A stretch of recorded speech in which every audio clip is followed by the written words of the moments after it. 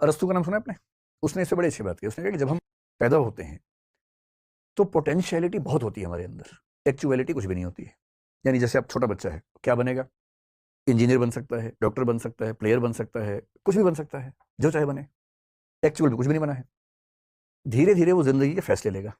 जैसे मान लीजिए 10वीं क्लास के बाद उसने चुन लिया कि मैं ह्यूमैनिटीज पढ़ूंगा।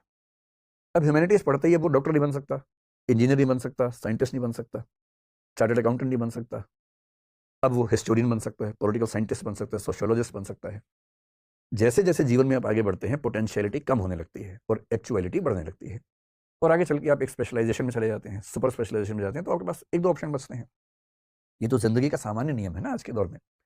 करना ये है कि जब आप ऐसे जंक्शन पे खड़े हों, किसी मुहाने पे खड़े हैं जहां फैसला करना है, चौराहा है, फैसला केवल इसलिए मत कीजिए कि आपके समाज ने क्या कहा है, परिवार ने क्या कहा है, या दोस्तों ने क्या कहा है।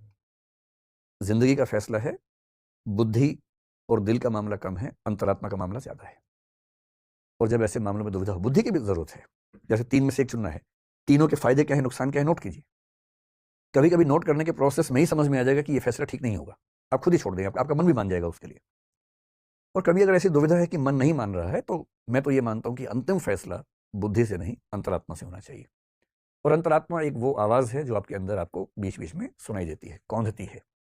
उसको माना जाता है कि वो आपके व्यक्तित्व के सबसे नजदीक की आवाज है। अंतरात्मा से फैसला लेने में भी गलती हो सकती है, लेकिन उसमें गलती सबसे कम होगी, मिनिमम मिस्टेक्स होंगी। और ये बात एग्जिस्टेंशियलिज्म के लोग बार बार कहते हैं, हजारों बार कहते हैं कि जब भी दुविधा हो जीवन में, अंतरात्मा से फैसला लेना है।